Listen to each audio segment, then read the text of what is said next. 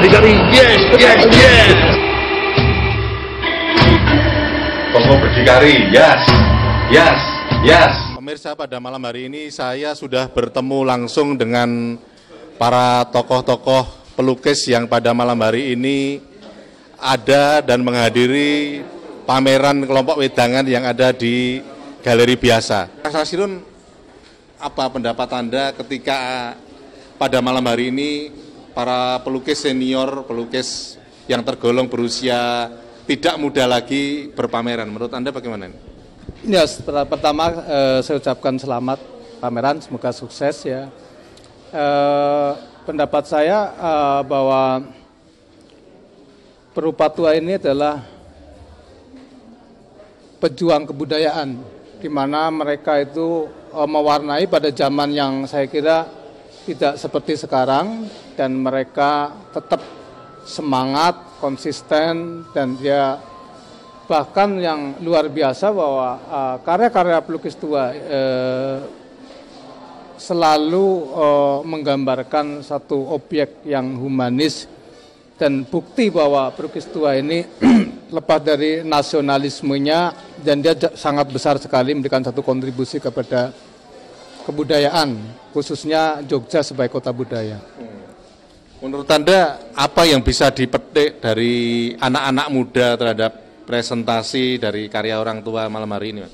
Ya, sungguhnya sumur orang tua itu, sumur, dan kita harus menimba ilmunya. Tetapi pada satu periode sekarang tidak cukup hanya sebagai sumur, artinya zaman ada satu pergeseran, jadi ada istilah kebon usus gudel, jadi orang tua pun tetap harus mengikuti satu perkembangan zaman. Jadi ada inovasi-inovasi terbaru, saya kira yang layak bahwa karya-karya mereka ini sekarang tidak hanya disejajarkan dengan pelukis muda, tetapi mereka mempunyai satu romantisme masa lalu yang bisa dipetik. Saya kira semangat nasionalisme, karena di era yang sangat global, dunia informasi, kadang-kadang perupa-perupa muda selalu mengedepankan satu postmodernisme yang akhirnya keuniversalan karya mereka kalau tidak hati-hati akan chaos.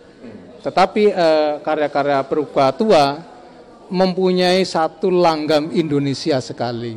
Ya. Dan menurut Anda memang kegiatan seperti ini memang perlu terus diselenggarakan ya, khususnya pelajaran bagi anak muda gitu ya?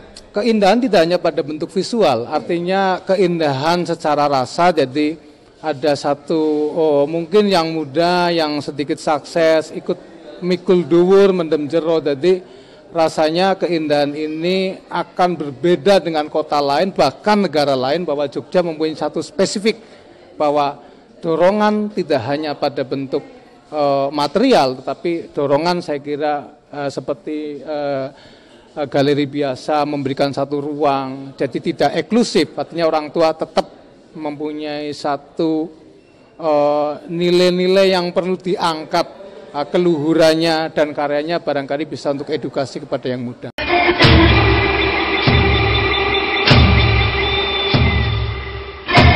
Toko berdikari, yes, yes, yes.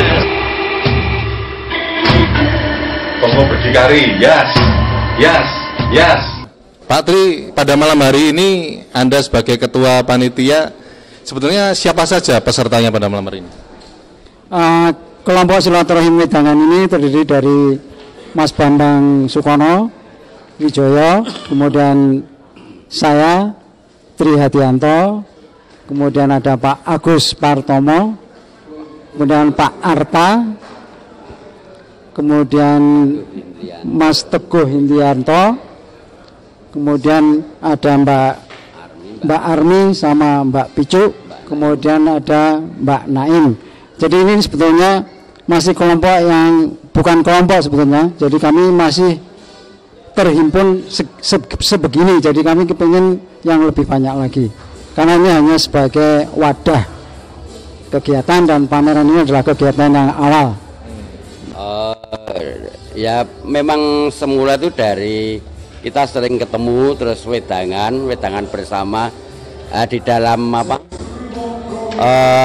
wedangan itu banyak sekali maknanya itu ya. Ya kalau orang Jawa kan wedangan tuh ngawe kadang itu. Mungkin dari hal-hal yang kecil sampai hal-hal yang bersifat politik, bersifat sejarah atau bersifat apa saja itu bisa diungkapkan dalam wedangan itu. Sebetulnya itu hanya semacam apa ya, semacam wadah saja untuk ketemu, untuk ini saling mengungkapkan rasa itu. Menurut Bapak kegiatan seperti ini bagaimana Pak? Karena tergolong langka ya pada malam hari ini bisa diselenggarakan para pelukis sepuh gitu. Dalam idealnya tahun 80-an Cak Ruslan Abdul Ghani sudah mengatakan, sehingga kita ini barangkali persamaan atau gaungnya. Beliau mengatakan dalam satu ceramah, matahari terbit alangkah indahnya, ternyata matahari terbenam tidak kalah indahnya. Maksudnya beliau sebagai pejuang dari pra kemerdekaan, Sumpah Pemuda sampai Hari Pahlawan di Surabaya, terakhir Sekjen Konferensi Asia Afrika tahun 55. Jadi sebagai pejuang tulen beliau mengatakan begitu. Yang dimaksudkan perjuangan atau gerak-gerak masa muda matahari terbit, dan ternyata matahari terbenam tidak kalah indahnya. Jadi beliau itu non-stop berarti bekerja sampai maghrib. Artinya Bapak memang ingin memberi makna yang sangat tinggi ya terhadap situasi seperti itu ya Pak? Saya selalu ngomong tentang kata-kata Pak Ruslan, karena ternyata memberikan spirit dan ternyata bisa dirasakan. Oh benar Pak Ruslan, kalau kita tidak berhenti bekerja, bergerak, rupanya Pak Ruslan begitu. Jadi beliau memang pejuang tulen, patriotik. Kita di bidangnya demikian. Di bidang seni rupa itu memang demikian. Tanpa itu nol. Padahal ini diharapkan dunia melihat Jogja.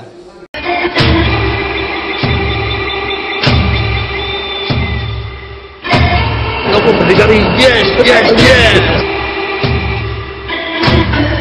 Tokoh berdikari, yes, yes, yes. Untungnya di dalam ranah kesenian itu kita tidak mengenal istilah pensiun, masa di mana orang berhenti untuk melaksanakan kewajiban yang selama ini menyertai diri seseorang. Itu sebabnya kalau priayi-priayi sepuh ini mempunyai gairah kembali untuk terus melakukan tugas-tugas kekaryaan, melaksanakan kewajiban artistiknya, kita semakin yakin bahwa di dalam dunia kesenian itu tidak ada istilah pensiun. Ini merupakan satu rahmat, satu berkah kesenimanan yang ada dalam diri para seniman. Itu sebabnya sewajarnya kalau kita menyambut dengan kegembiraan atas kegairahan priayi-priayi sepuh, seniman-seniman yang telah menanamkan semangat pada generasi berikutnya, mereka yang telah memberikan ketauladanan kepada seniman-seniman generasi baru.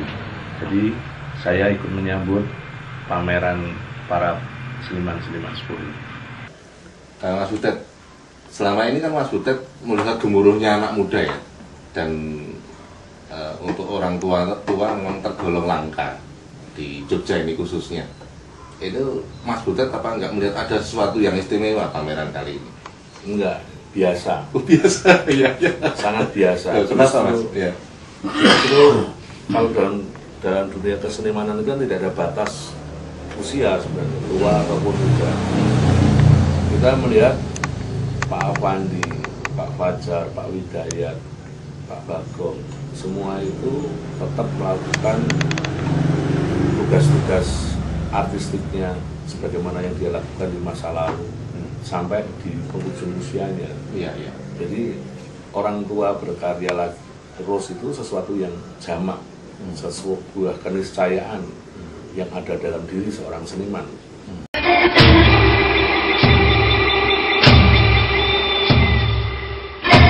Tokoh berdikari, yes, yes, yes.